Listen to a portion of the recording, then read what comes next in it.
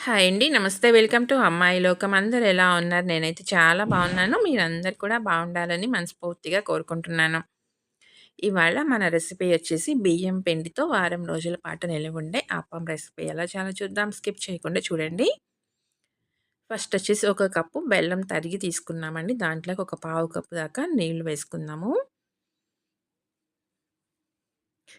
మనకి నీళ్ళల్లో బెల్లం కరిగితేనే చాలండి. పాకమేమి రావాల్సిన అవసరం లేదు.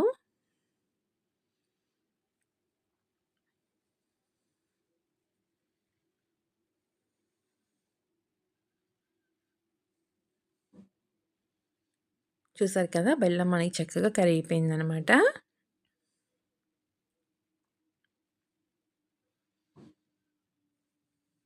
స్టవ్ వచ్చేసి ఇంకా ఆఫ్ చేసుకుందామండి. దీన్ని ఇలా పక్కన పెట్టుకుందాము. మిక్సీ జార్ తీసుకొని ఒక కప్ వచ్చి బియ్యం పిండి తీసుకున్నాము. ఇది ప్యాకెట్ పిండేనండి. తర్వాత పావు కప్ వచ్చి బొంబాయి రవ్వ, ఒక టేబుల్ స్పూన్ గోధుమ పిండి వేసుకుందాము. ఇక్కడ అరటిపండు బాగా మగ్గిన అరటిపండు తీసుకున్నామండి. పెద్దది కాబట్టి ఒకటి తీసుకున్నామనమాట. చిన్న అరటిపండు అనుకోండి మీరు 2 తీసుకోవచ్చు. దీన్ని కట్ చేసుకొని మిక్సీ జార్‌లో వేసుకుందాము. బాగా మగ్గిన అరటిపండు తీసుకోండి. అప్పుడే టేస్ట్ బావుంటుంది. 2 యాలక్కాయలు వేసుకుందాం. తర్వాత బెల్లం నీళ్ళు యాడ్ చేసుకుందామండి. ఇక్కడ నేనేమి ఫిల్టర్ చేయలేదు. డస్ట్ ఏమీ లేదండి. ఒకవేళ డస్ట్ కనుక ఉంది అనుకుంటే మీరు ఫిల్టర్ చేసుకోండి. అక్కడే నిలిచిపోతుందనమాట. డస్ట్ ఏదైనా ఉన్నా కానీ, నలకలు కానీ ఇలాంటివి. ఒకసారి స్పూన్ పెట్టి మొత్తం మంచిగా కలుపుకుందామండి కిందకి పైకి.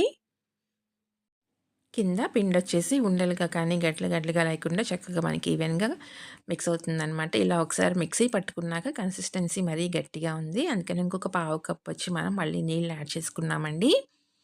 నేను మనం బెల్లం కరగపెట్టుకున్న బాండీ ఉంది కదా! దాంట్లోనే ఒక పావు కప్ నీళ్ళు తొలిపేసి పోసుకున్నాననమాట. ఇప్పుడు ఈ పిండిని మనం మిక్సింగ్ బౌల్‌లోకి మార్చుకుందాం. మార్చాక 30 నిమిషాల పాటు పక్కన పెట్టుకుందామండి. పిండి నానితే మనకి చాలా బాగా వస్తాయన్నమాట అప్పం అనేది. 30 నిమిషాల తర్వాత చూద్దాము. కన్సిస్టెన్సీ మనకి ఇంకా కొంచెం దగ్గర పడింది.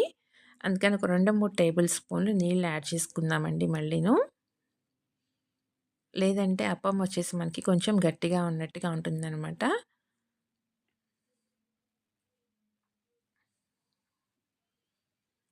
లోపల మంచి ఫ్లఫీగా రావు.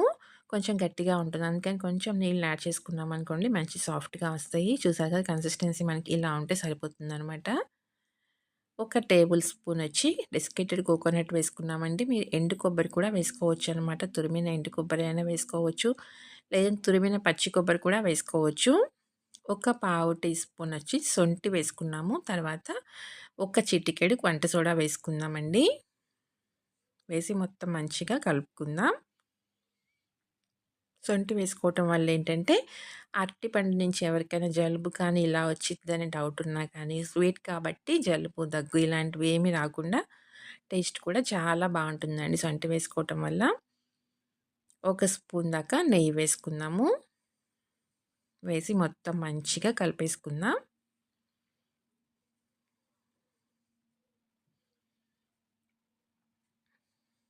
ఇప్పుడు కడాయిలో నూనె పెట్టుకున్నామండి. నూనె వేడెక్కిన తర్వాత స్టవ్ వచ్చేసి మీడియం ఫ్లేమ్‌లో పెట్టుకొని వేసుకుందాము.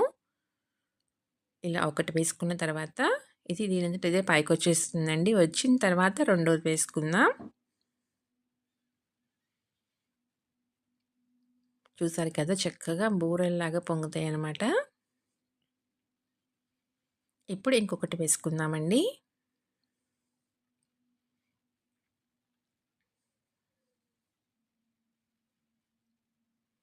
ఇలా ఒకటి పైకొచ్చిన తర్వాత రెండోది వేసుకుందాము. దీన్ని రెండో పక్కకి మార్చుకుందాం. స్టవ్ వచ్చేసి మీడియం ఫ్లేమ్‌లో ఉండాలండి. బెల్లం వేసుకున్నాం కాబట్టి హైలో ఉందనుకోండి వెంటనే మనకి కలర్ మారిపోతుంది. కానీ లోపల పిండి పిండిగా ఉంటుందనమాట.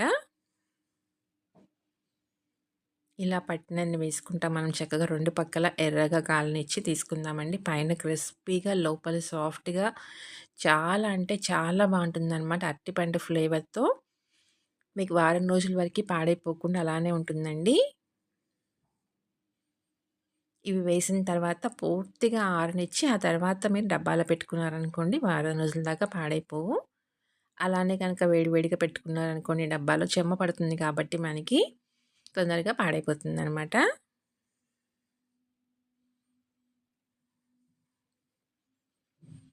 పూర్తిగా చల్లారిపోయిన తర్వాత డబ్బాలో పెట్టుకున్నామనుకోండి వారం రోజుల దాకా తినొచ్చు. పిల్లల నుంచి పెద్దవాళ్ళ దాకా చాలా బాగా నచ్చుతుందండి. స్వీట్ అనేది ఒక కప్పు కరెక్ట్‌గా వేసుకొని సరిపోతుంది.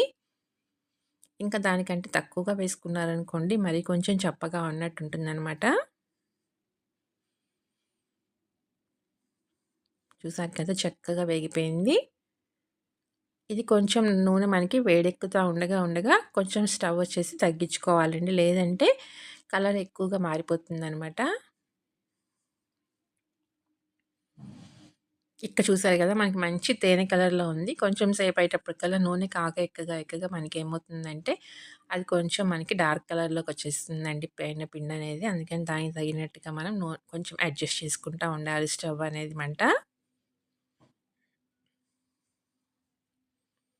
ఒక కప్పు బియ్యం పిండికి పావు కప్పొచ్చేసి బొంబాయి రవ్వండి. ఒక టేబుల్ స్పూనొచ్చి బియ్యం పిండి వేసుకున్నామంటే పర్ఫెక్ట్‌గా వస్తాయన్నమాట అప్పం అనేది.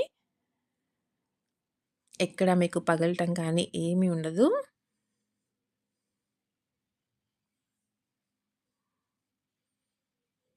ఇక్కడ పెద్ద అరటిపండు కాబట్టి నేనొకటి తీసుకున్నానండి. చిన్నయి అనుకోండి మీరు 2 యాడ్ చేసుకోండి.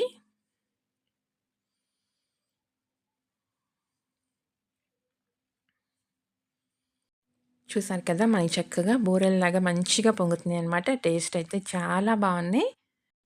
మీరు కనుక ఫస్ట్ టైమ్ చూస్తున్నట్లయితే తప్పకుండా సబ్స్క్రైబ్ చేసుకొని చూడండి.